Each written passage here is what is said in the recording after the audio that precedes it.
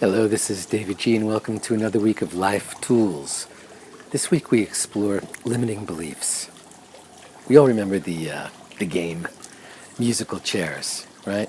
A bunch of people are sitting in chairs, the music starts playing, and then one chair is taken away. And in that moment, everyone takes their seat, and then this one person who didn't get there quickly enough or didn't see the seat that they needed to be in, and so they are, for that moment, totally in the spotlight as a loser. And so what are limiting beliefs? That same fear that we had at the moment we realized we were not going to get that chair. That's what limiting beliefs are. They're a flashback to a moment like that in our life where we felt, I'm not worthy, I'm not good enough, I'm not abundant, I'm not lovable.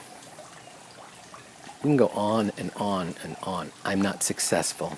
I'm not capable. I don't want to appear like that. I can't be my real self because others will judge me.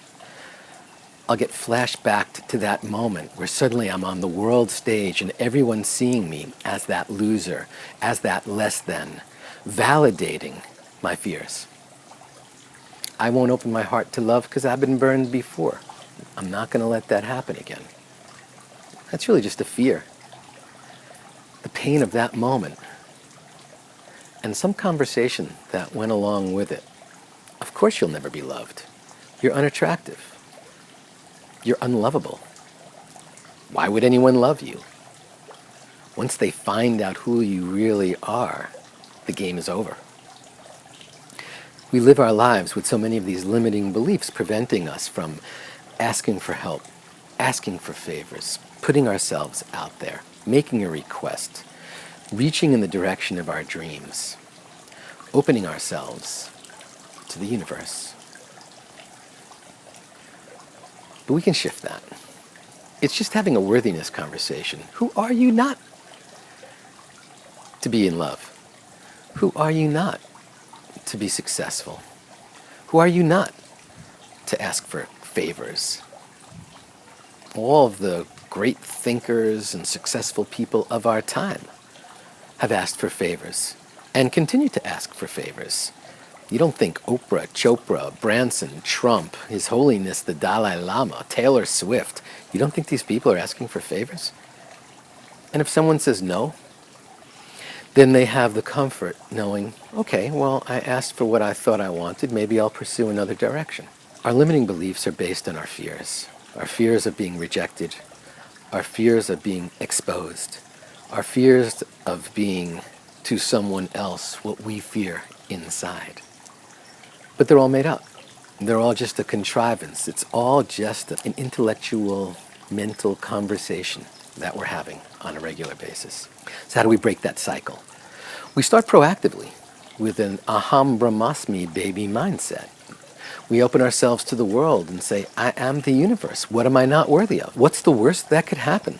There is no world stage. It's not like you make a decision and suddenly 8 billion people on the planet come in and go, let's judge this person now. That doesn't happen. In our mind, it happens. It's like that final scene with Cersei in Game of Thrones, where she's being walked naked through the crowd with that woman behind her saying, shame, shame. That doesn't exist except on Game of Thrones. It's really good TV, but it doesn't exist. So what's a limiting belief? On a windy day that I won't be able to talk to you through this video without the wind making noises in the microphone. I don't know if that's happening right now. But I'm not going to allow that limiting belief to stand in the way of me sharing with you. And if it turns out it is, then I'll have to figure out another way to not have wind noise. We have hundreds of limiting beliefs that guide us and move us in certain directions throughout the day. Let's start with aham brahmasmi. Let's start with I am worthy. Let's start with I am whole. Let's start with I am loved. Let's start with affirmations throughout the day that bust us through our limiting belief. And if you can't get there At the moment that you're conscious that you're making a limiting belief statement, as Byron Katie would say, ask yourself, is this really true? Is this thing that I just said even true? And turn it on its head and ask yourself, what if it wasn't true?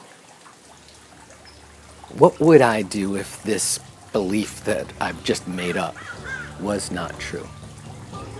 And go there and step into your power and then own your impact. That's the path to success. That's the path to deeper fulfillment, and that's the path to ultimate happiness.